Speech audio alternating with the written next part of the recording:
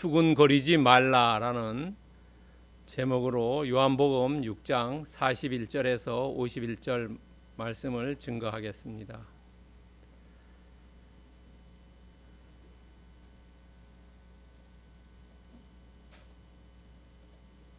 인간에게 가장 본능적인 욕구 두 가지를 들으라 라고 하면은 아마 식욕과 수면욕이겠지요. 먹고 자는 거겠지요.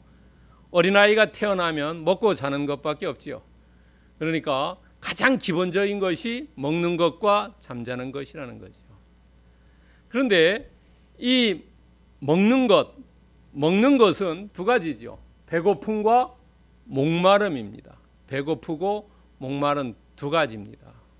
여러분요. 이 배고픔과 목마름으로 어떻게 이것에 해결하냐 하는 거죠. 그게 모든 사람들의 과제였지요. 또 역사적으로 이 배고픔을 어떻게 해결하고 목마름을 어떻게 해결하느냐 하는 겁니다. 모세가 많은 사람을 이끌고 광야에 왔을 때도 배고픔과 목마름이 문제였지요. 그런데 이 식욕은 많은 사람들이 관심이 많습니다. 산의 진미나 아닌 진수성찬 또는 최근에는 다이어트에 관심이 많습니다. 여러분요. 누구든지 다이어트에 관심 없는 사람이 없지요. 남자고 여자고 노인이고 젊은이고 대부분 다 관심이 있습니다. 그리고 어떻게 하면 음식을 잘 먹느냐 하는 거죠. 여러분 알다시피 우리 육체는 흙으로 만들어져 있고 어떤 것을 넣느냐에 따라서 달라지지요. 그래서 그 사람이 어떤 행동이나 생각이나 우리가 어떤 음식을 먹느냐에 따라서 많이 달라진다고 합니다. 그래서 채식을 많이 하는 사람과 육식을 많이 하는 사람과 성격이 다르다고 하지요. 어쨌든 이 육적인 식욕에 대해서는 관심이 많은데 우리 크리스찬들은 여기에 플러스 하나가 더 있죠. 영적인 식욕에 대해서는 별로 사람들이 그렇게 관심을 갖지 않습니다. 교회 다닌다 하더라도 내 영혼을 어떻게 잘 가꾸고 내 영혼을 어떻게 잘 이끌어 가야 되겠다 하는 것은 그렇게 많은 사람이 관심이 없습니다. 그냥 기도하고 찬양하고 성경 읽는 정도로 생각하지 그 이상은 그렇게 많이 생각지 않습니다. 그러나 실제로 우리 삶에서 영적인 식욕과 육적인 식욕 이 두 개를 천칭에 달아놓고 단다면은 어느 쪽이 더 우위냐 하면은 실제로 영적인 만족, 영적인 식욕이 더 우위라는 거죠. 여러분요. 많은 사람들이 종교가 필요 없다라고 생각하지만 그러나 종교가 필요 없다고 생각하는 사람들은 뭐가 종교가 되냐면 물건이 종교가 돼. 돈이 종교가 됐지요.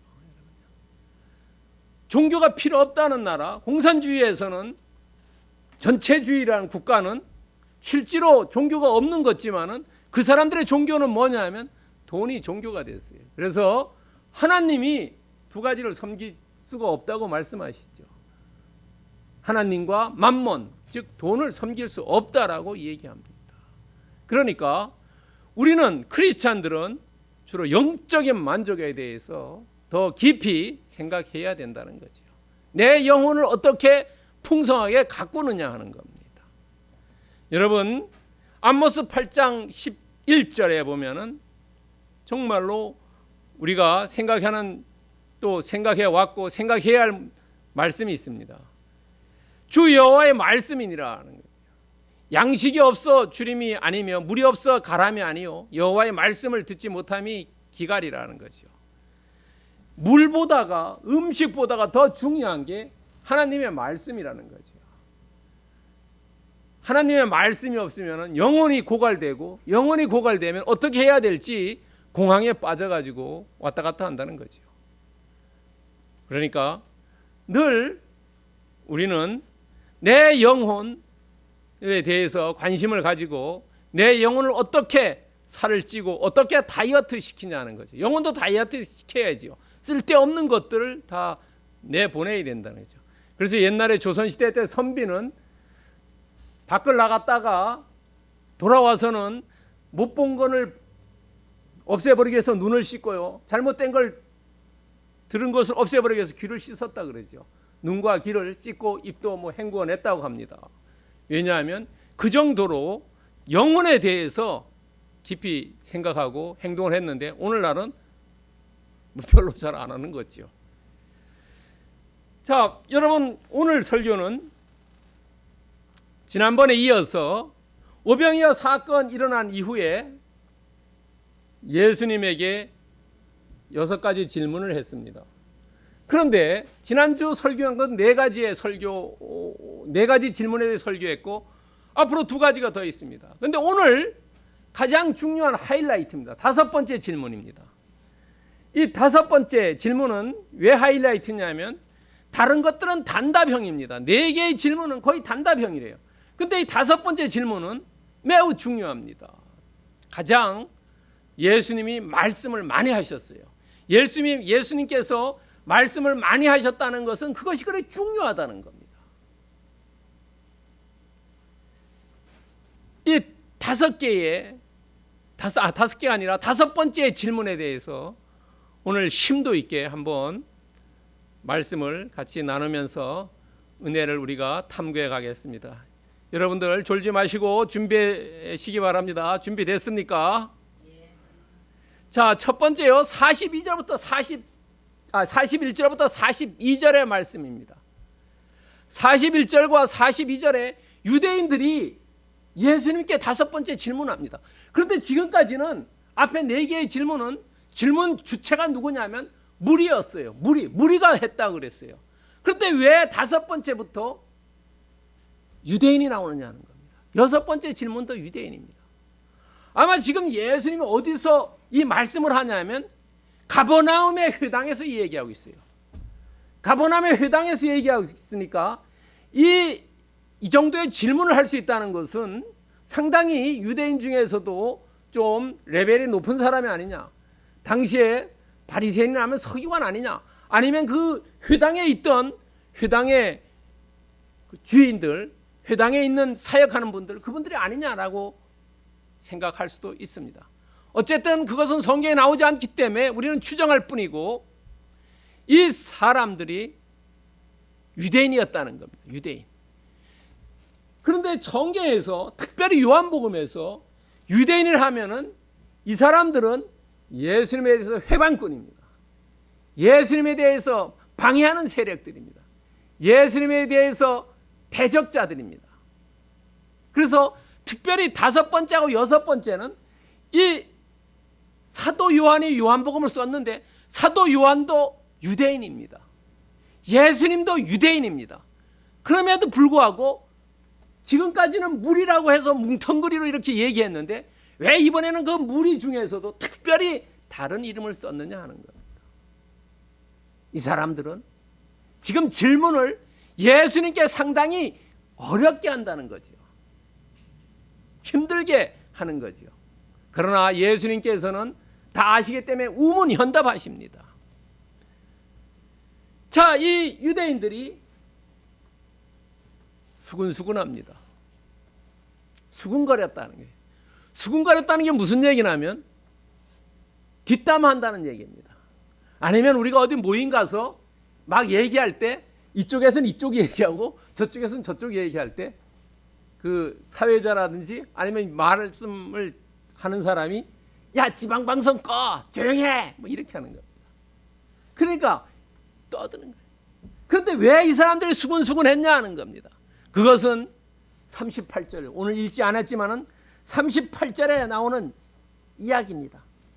38절의 이야기를 이 사람들이 들었을 때 야 이거 이상하지 않냐 하는 거죠.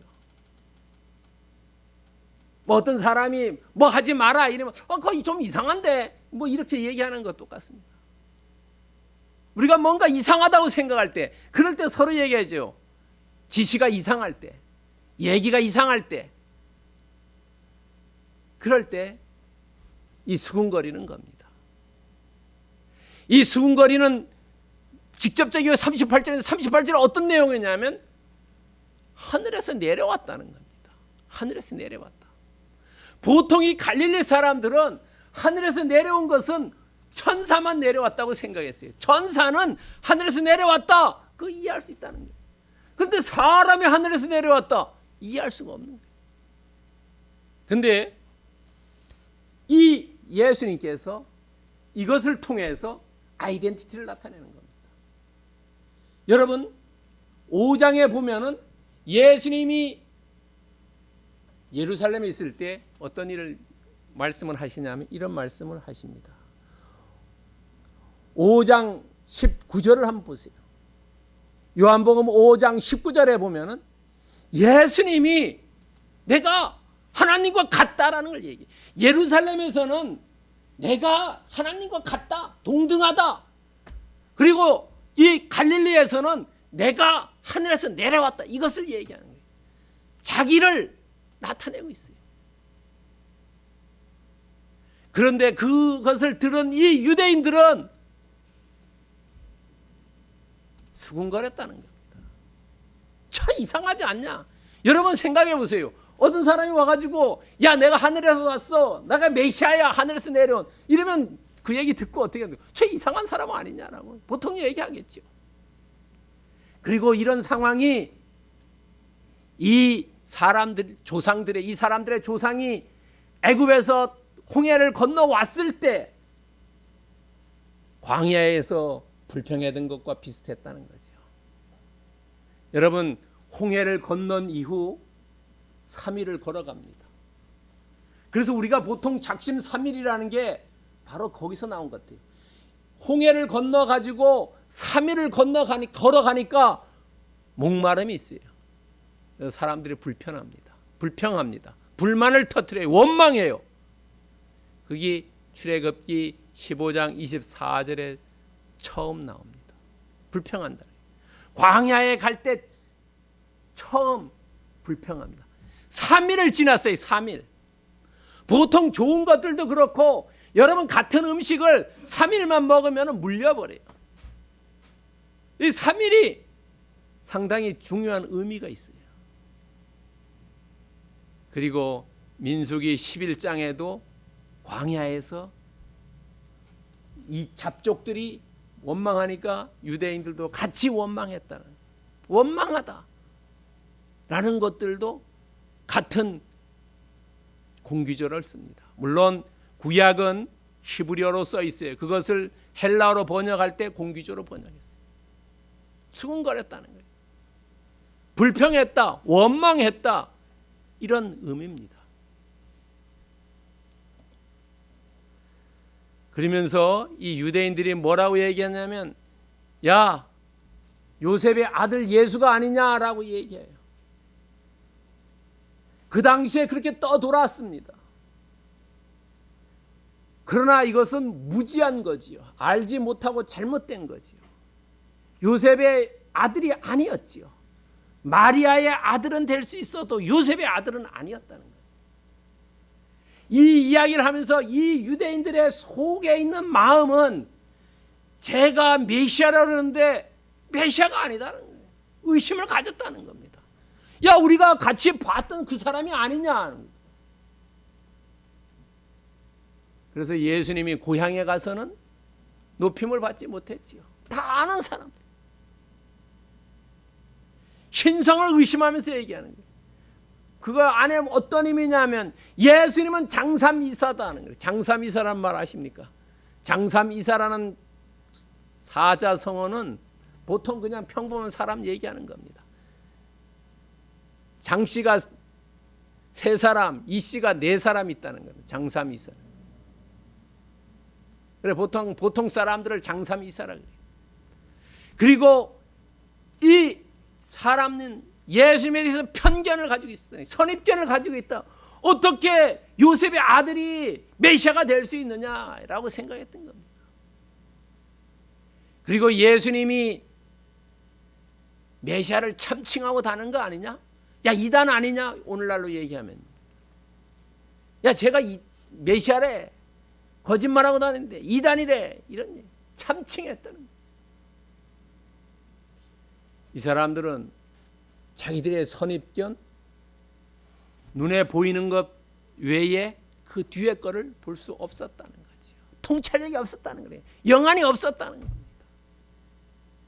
여러분, 돈을 벌고 뭘 하려고 하면은 다음껏 수를 읽을 수 있어야죠.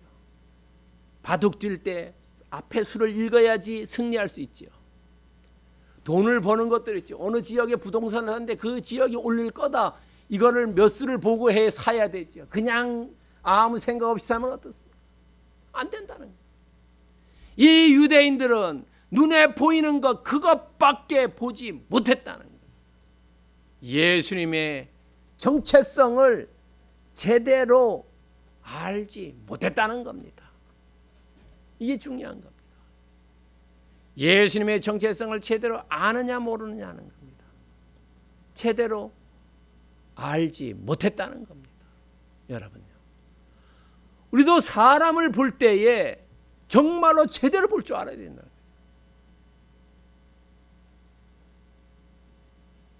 사람을 잘못 봐가지고 회사나 어디서나 실패하는 경우가 많죠. 인사 만사인데 망사가 돼버린 거죠.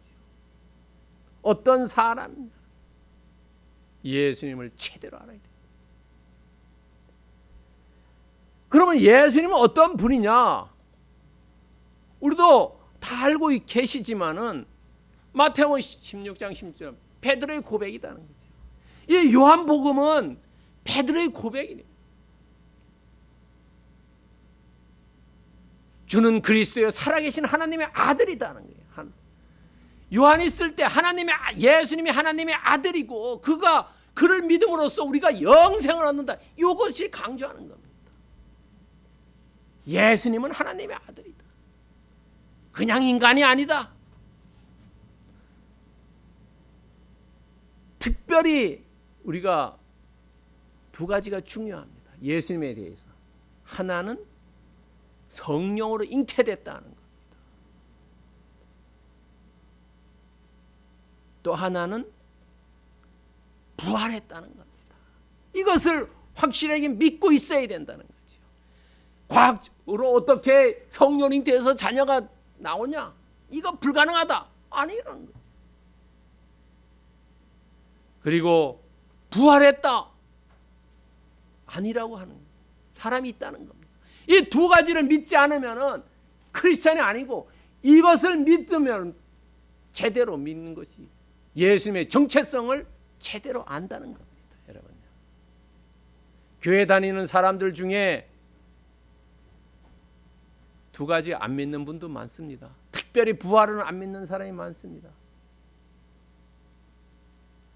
우리는 다 예수님의 정체성, 성령의 잉태와 부활, 그리고 주님은 하나님의 아들, 이 사실, 이것을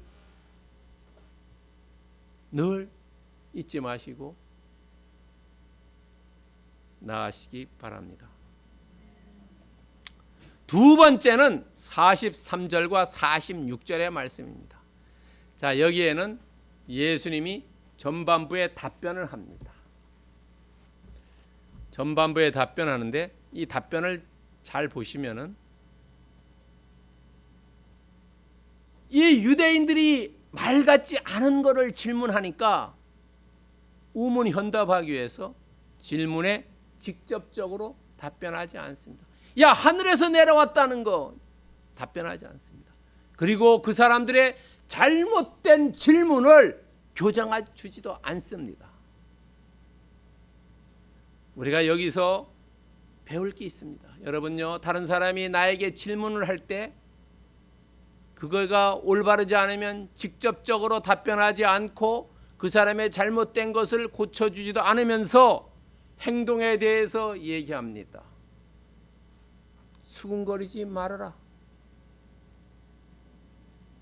뒷담화하지 말아라는 겁니다. 알기 쉽게 얘기하면.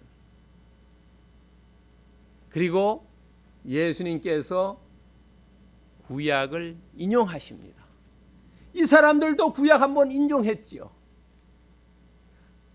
이 무리가 구약을 인용하니까 예수님께서도 그래, 너네만 잘 알고 있나? 나도 너를보다 더 잘 알고 있다. 이사야서 54장 13절을 인용합니다. 이사야서 54장 13절은 내 모든 자녀는 여호와의 가르침을 받을 것이다. 교훈을 받을 것이다. 여기서 가르치심은 무슨 얘기를 하면은요, 뭘 가르치냐면 예수님이 진리고 그분께 응답하는 내적인 역사를 가르친다. 다시 말해서 우리 육신이, 마음이 중생하기를 가르친다는 거죠. 내가 지금 세상 일에 찌들었는데 세상 것으로 내 마음이 가득한데 그것들을 다 배설물로 버리고 예수 그리스도 성령으로 가득 채우는 것을 가르친다는 겁니다. 돈 버는 거 가르쳐주지 않고 일 잘하는 거 가르치는 게 아니고 명예를 높이는 거 가르치는 게 아니고 너의 마음속에 있는 세상의 찌꺼기를, 슬러지를 쓸어버리고 새로운 거로 성령으로 채워라는 겁니다. 그러면서 우리가 눈여겨볼 것 하나가 나옵니다. 구원은 양자가 협력하는 거다 하는 겁니다. 구원은 하나님께서 강권적으로 역사하는 것이고, 또 하나는 그 말씀을 듣고 배우려는 자원한 심령에 의해서 바뀌어진다는 겁니다. 아무리 하나님께서 강권적인 심령으로 그 사람을 교회에 데려오고 바꿔준다 하더라도 오래 못 가고 다시 가버린다는 거예요. 그러나 이 사람이 반응을 하면은 시너지가 일어나서 완전하게 변한다는 거지요. 교회에 다니고 혼자 자기 스스로 간다 하더라도 하나님께서 역사하지 않으면 오래 가지 못한다는 거지요.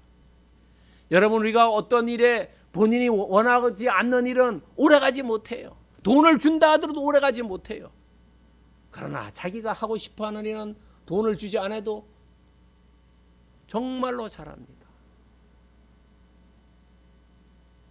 그러나 거기에 하나님이 역사하시면 시너지가 난다는 거죠. 이것이 구원의 양자 협력이다. 양자 협력. 이 양자 협력이 있어야지 일어난다는 겁니다. 그것이 43장하고 45절에 나와 있죠. 46절에 보면은 예수님께서 자기 계시를 합니다.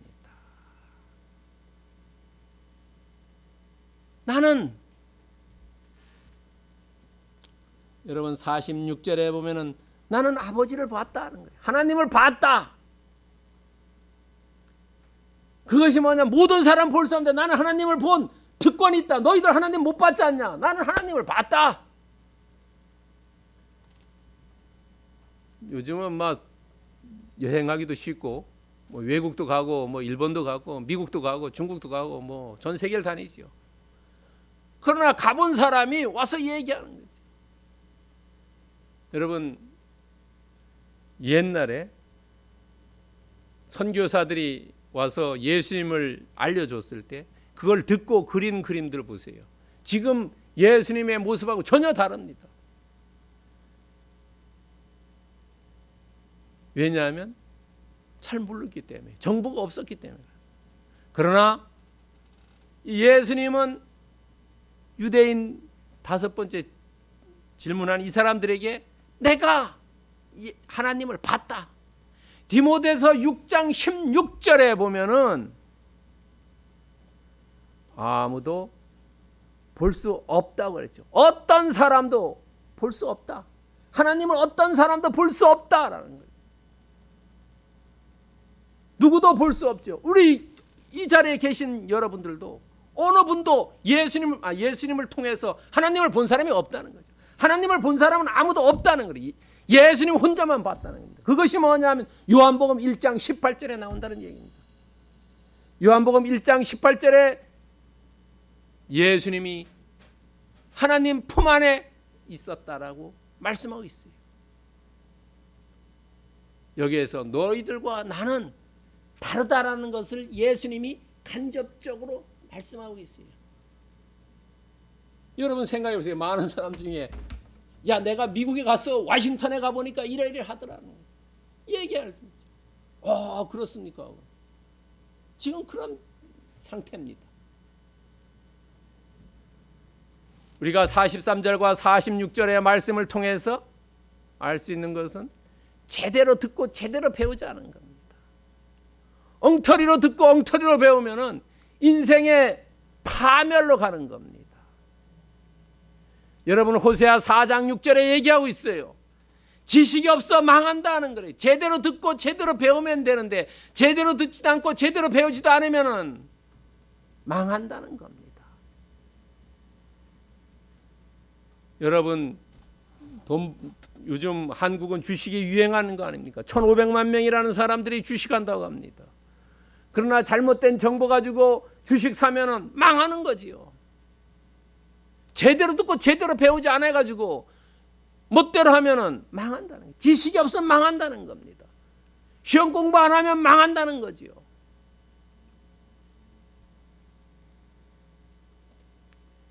욥기 21장 14절에 보면은 왜 지식이 없냐? 그 이유가 나와 있어요.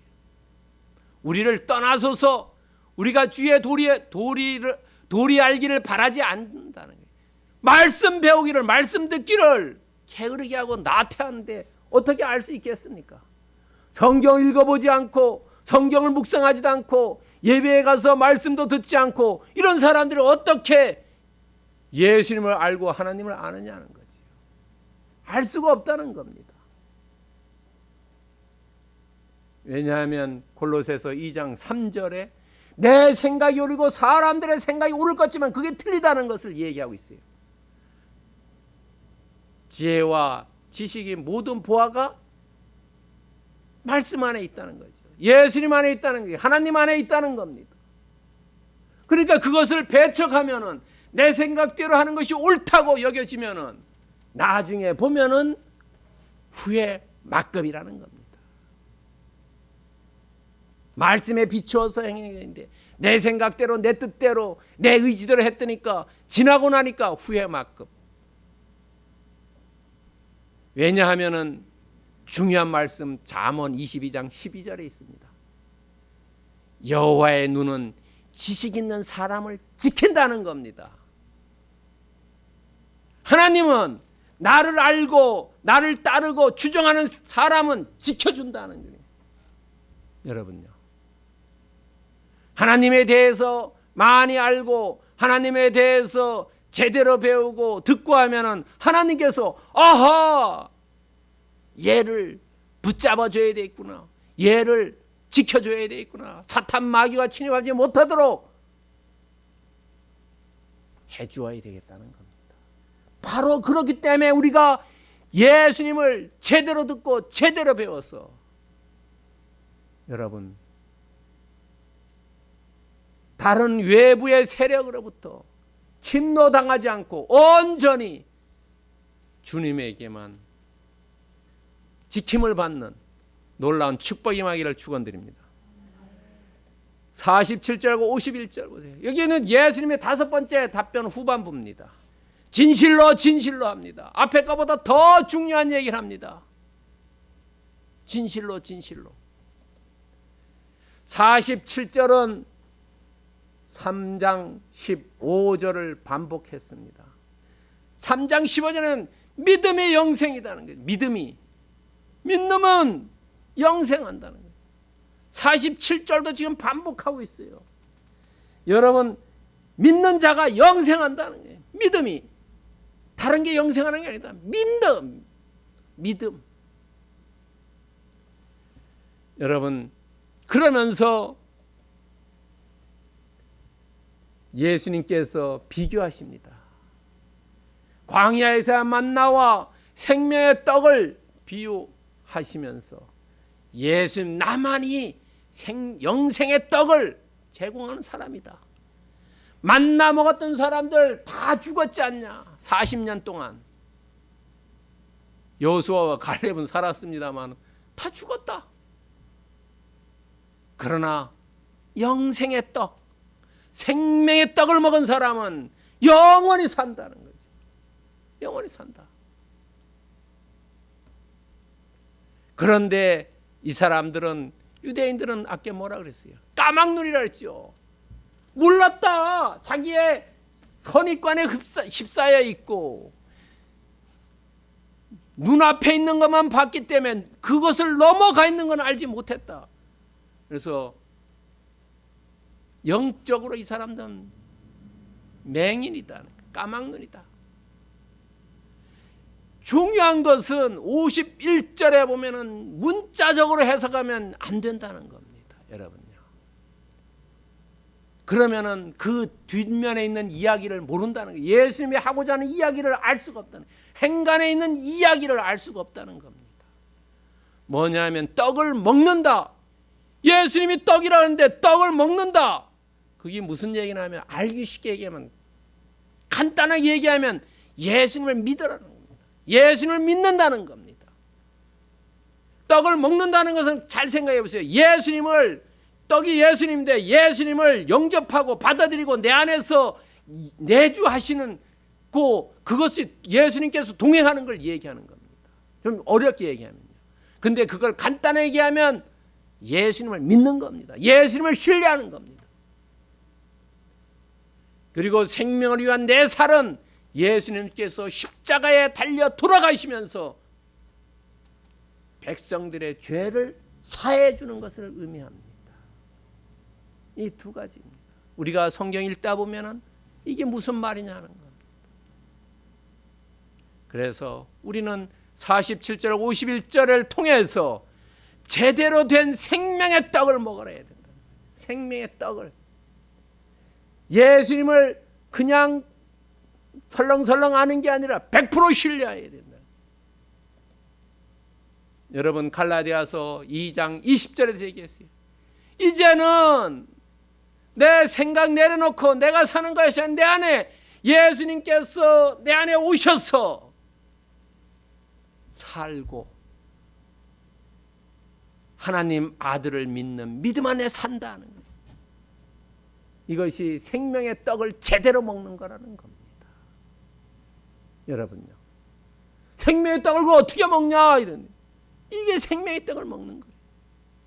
예수님을 하나님의 아들이라는 믿음, 그리고 예수님께서 보내주신 성령이 내 안에 거주하는 거, 성령에 따라서 삶을 사는 거, 그게 제대로 된 생명의 떡을 먹는 겁니다. 오늘 예배 나온 분들은 떡 먹고 배 부르시기 바랍니다. 자, 그렇다면 오늘 이 말씀의 적용을 어떻게 할 것이냐? 서로 수군거리지 말라. 우리가 예수님이 정말로 성령이 잉태됐고 하늘부터 내려왔고 하나님과 동등하고 부활하시고 마지막 날 우리도 부활하신다. 믿음을, 이걸 믿어야 된다는 거예요. 죽은 다음에 어디로 갈까? 이걸 생각할 필요 없다는 거예요. 그래서 첫 번째, 하늘에서 내려오시는 분이라는 거, 이거 수군거리지 말자는 거예요. 예수님은 하늘에서 오셨다. 거기에 더 이상 뭉고 달지 말자. 그래, 그분께서 영생을 주신다. 우리가 이 땅을 떠나서 하늘나라 갔을 때, 아니면 우리가 살아있는 동안 예수님이 오신다면 우리에게 영생을 주시는 거예요. 그리고 세 번째, 떡을 주시는 분이다. 생명을 주시는 분이다. 생명이 누구에 있냐? 하나님께 있고 예수님에게 있다는 거죠. 여러분요, 이게 중요하다는 거예요. 그러므로 우리는 해야 할 일이 뭡니까?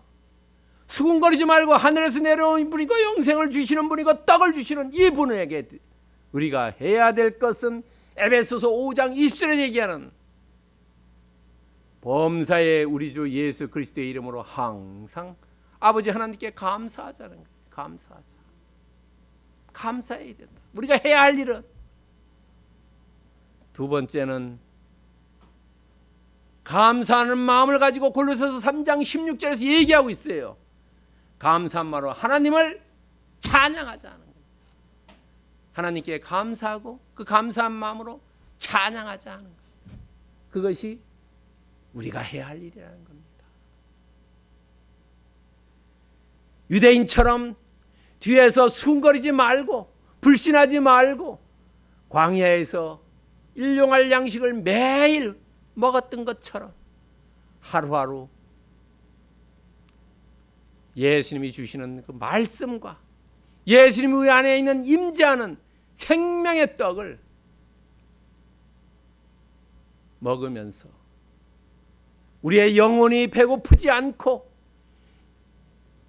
예수님을 영접하고 모셔드리고 내주하신 예수님과 동행하면서 날마다 우리의 믿음이 일일신 우일신하는 섬나교회 권속들 다 되시기를 예수님의 이름으로 축원드립니다.